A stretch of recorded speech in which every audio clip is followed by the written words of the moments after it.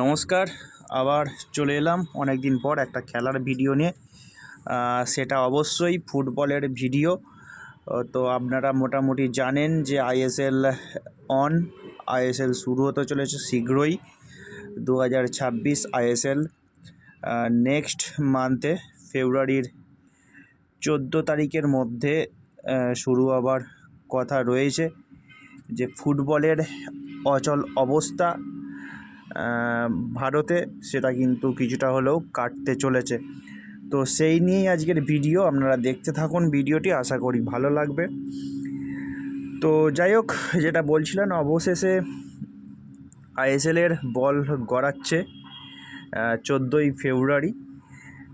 তো যেটা শোনা যাচ্ছে 10 থেকে 15ই ফেব্রুয়ারির ভেতরেই শুরু হবার কথা আছে। তো একটা ডেট ফিক্সড মোটামুটি করা আছে, সেটা হচ্ছে 14ই ফেব্রুয়ারি। তো এই 2026 আইএসএলে মোটামুটি 14টা দল অংশগ্রহণ করবে আইএসএল 2026-এ। প্রত্যেকটা দল কিন্তু হোম এবং অ্যাওয়ে ভিত্তিতে তাদের নিজের ম্যাচ খেলবে। প্রত্যেকটা দলই কিন্তু হোম এবং অ্যাওয়ে ভিত্তিতেই খেলবে তাদের নিজের ম্যাচ। যদিও এই ব্যাপারটি নিয়ে এখনও চূড়ান্ত হয়নি, প্রস্তাবটি এখনও চূড়ান্ত হয়নি, কিন্তু আইএসএল 2026-এর সূচি ঘোষণা করবে ফেডারেশন।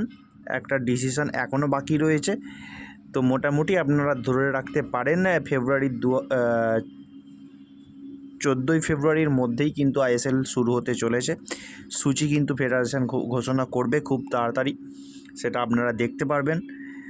যে সকল দল মোটামুটি অংশগ্রহণ করছে, প্রত্যেকটা দলকেই কিন্তু পার্টিসিপেশন ফি বাবদ 1 কোটি টাকা করে দিতে হবে। এটা কিন্তু জানেন, অনেকটা আলোচনার মধ্যে থেকেই এবছর আইএসএল শুরু হতে চলেছে। অনেক টিমকে, অনেক ম্যানেজমেন্টকে অনেক কিছু স্যাক্রিফাইস করতে হয়েছে। তো সেই জায়গা থেকে প্রত্যেকটা দলকে পার্টিসিপেশন ফি হিসাবে 1 কোটি টাকা করে দিতে হবে। এটা কিন্তু ফেডারেশন অলরেডি জানিয়ে দিয়েছে। এই মুহূর্তে যা পরিস্থিতি, তাতে প্রত্যেকটি টিম 13টি করে ম্যাচ খেলবে, যেটা বলছিলাম 13টি করে ম্যাচ খেলবে। এই অবস্থায় লিগ কাম নকআউট হলেও কিন্তু অবাক হওয়ার কিছু নেই, কারণ এমনি অনেকটা টাইম চলে গেছে। সুতরাং এই 13টি করে ম্যাচ প্রত্যেকটা টিম একজন আরেকজনের সাথে খেলবে। সুতরাং যেহেতু 14টা টিম অংশগ্রহণ করছে, তাই একটা টিম 13টা করে ম্যাচ খেলবে তাদের হোম এবং অ্যাওয়ে ভিত্তিতে। সুতরাং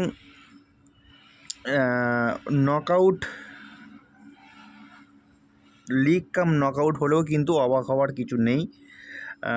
কার্যত কেন্দ্রীয় ক্রীড়ামন্ত্রীর হস্তক্ষেপেই লিগ শুরু হতে চলেছে। এখন প্রশ্ন হলো এটাই যে, সেই যেকালে লিগ শুরু হচ্ছে, কোনো একটি জায়গায় সহমত হয়েই লিগটা শুরু হচ্ছে, তাহলে আর 2 মাস আগে লিগটা শুরু করা গেল না কেন? এটাই হচ্ছে লাখ টাকার প্রশ্ন। কারণ অলরেডি ফুটবলের সিজন শুরু হয়ে যাওয়ার কথা ছিল আমাদের ভারতবর্ষে। একটা ফুটবল নিয়ে যে ডামাডোল চলছিল, সেই জায়গা থেকে কিন্তু ভারতীয় ফুটবল অনেকটাই অনিশ্চয়তার মুখে পড়ে গিয়েছিল। যাই হোক, একটা দিক থেকে আইএসএলের হাত ধরে মাঠে বল গড়াচ্ছে, এটাও কিন্তু অনেক বড় ব্যাপার। তো এটাই যদি কেন্দ্রীয় ক্রীড়ামন্ত্রীর হস্তক্ষেপে মাস 2 আগে এই ডিসিশানটা হতো, তাহলে কিন্তু অনেকটা বেটার হতো। এর জন্য আইএসএলের অনেক বড় ক্ষতি হলো, যেটা আমি মনে করি, সম্ভবত ব্যক্তিগত, এটা আমার মতামত। এর জন্য কিন্তু আইএসএলের অনেক বড় ক্ষতি হয়ে গেল, ভারতীয় ফুটবলের অনেক বড় ক্ষতি হয়ে গেল। কারণ ভারতীয় ফুটবলের অবস্থা দেখে অনেক ফরেন প্লেয়ার্স কিন্তু ইতিমধ্যে তাদেরকে আইএসএল থেকে সরিয়ে নিয়েছে। তাহলে সেই সব টিমগুলোর কি হবে? অনেক বেশ কিছু টিম রয়েছে যাদের কিন্তু ফরেন প্লেয়াররা ভারতীয় ফুটবলের অচল অবস্থা দেখে তাদেরকে কিন্তু সরিয়ে নিয়েছে। কারণ ফুটবল হবে কি নিশ্চয়তা ছিল না, সেই কারণে তাদেরকে নিজেদেরকে সরিয়ে নিয়েছে, গোল্ডেন হ্যান্ডশেক করে নিয়েছে সেই টিমের সাথে। তো সেই সব টিম এখন কি করবে? এই এত ইমিডিয়েট আর একটা মাত্র মাস বাকি রয়েছে,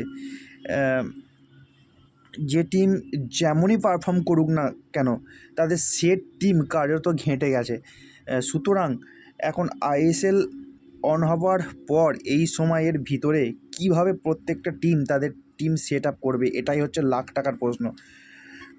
তাদের চলে যাওয়া প্লেয়ারদের পরিবর্তে কাকে নিয়ে আসবে, নাকি সেই সব প্লেয়ারকে আবার অফার করবে, নাকি সেই সব প্লেয়ার আবার ফিরে আসবে, এটা কিন্তু সময়ই কথা বলবে। এবং এর মধ্যে এই সব প্লেয়ারগুলো যদি নতুন কোনো প্লেয়ার সাইনিং হয় তাহলে সেই সব প্লেয়ারের